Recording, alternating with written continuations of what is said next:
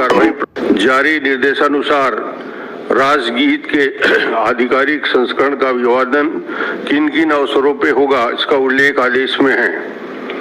आदेश के अनुसार राज्यपाल महोदय के आने और जाने के समय राष्ट्रगीत वंदे मातरम को बजाया जाएगा। पूर्व परंपरा अनुसार विधानसभा की कार्यवाही प्रारंभ होते ही राजगीत वंदे मातरम एवं राज्यगीत अरबा पैरी के धार को बजाया जाता था। इसके पश्चात माननीय राज्यपाल महोदय की प्रतीक्षा की जाती थी। राज्यपाल महोदय के सदन में अपने स्थान आने के बाद राष्ट्रगान की धुन बजाई जाती थी तथा अभिभाषण समाप्त होने पर राजगीत की धुन बजाई जाती थी।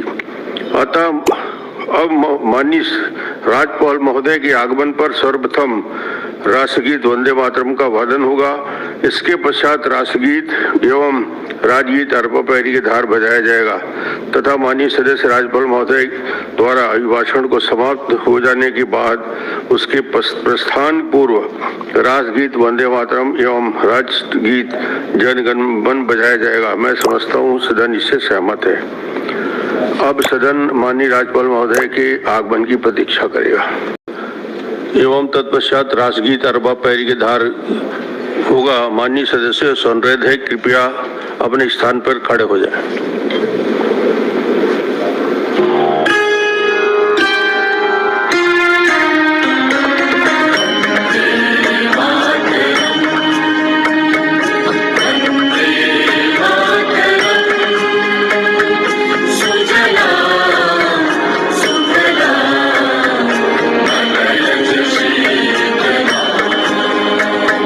Shastra Shamara Mataram Vande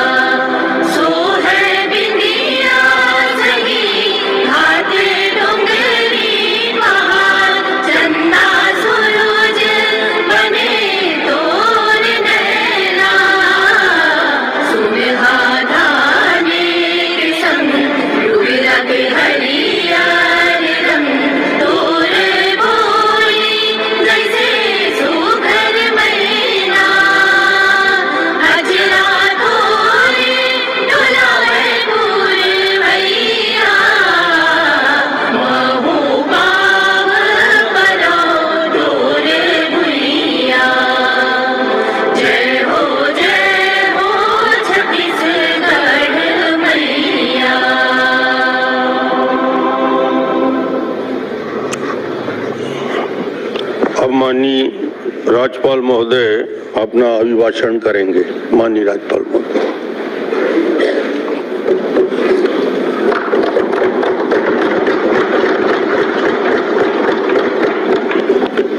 माननीय सदस्यगण, आप सभी को छत्तीसगढ़ राज्य स्थापना और हमारी विधानसभा की रजत जयंती की बहुत बहुत बधाई। राज्य स्थापना की रजत जयंती के अवसर पर माननीय प्रधानमंत्री श्री नरेंद्र मोदी जी की कर कमलों से हमारी विधानसभा के नवीन भवन का लोकार्पण हुआ। आप सभी को लोकतंत्र के मंदिर इस नए भवन की हार्दिक शुभकामनाएं।